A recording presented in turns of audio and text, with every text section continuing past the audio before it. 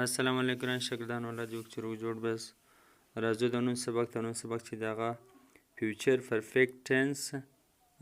جملې دي فعل مستقبل مکمل زمانه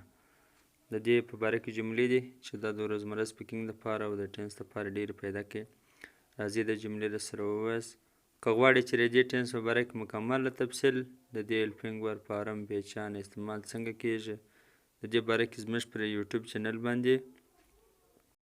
موږ د دې ویډیو جوړه کړې ده باره کې ریټنس هغه تاسو کتلی شئ یا به دلته لینک په ډسکرپشن کې درته کښېږدم یا به دلته لوړ په راکونج باندې ویډیو په راکونج باندې راځئ جملې راسره ووایاست I will have finished this book I will have finished this book ما به دا کتاب ختم کړی وي She will have cooked dinner She will have cooked dinner دی به د ماخستن ډوډۍ پخ کړې وي He will have arrived He will have arrived هغه به را رسېدلی وي دی به را رسېدلی وي They will have left They will have left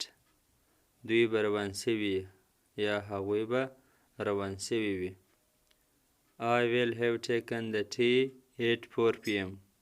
I will have taken the tea at 4 p.m. ما به پر 4 بجې ماپښین چای خوړلی وي taken د خوړلو معنا ورکوي دلته The mechanic will have repaired the car The mechanic will have repaired the car مستري به موټر سم کړی وي repair موبایل سمول چې خراب وي موټر سمول دا repair لفظ د دې دپاره استعمالیږي They will have vacated the house. They will have vacated the house. دوی به کور خالی کړی وي ویکنسي خالی ځای ته وایي ویکیټ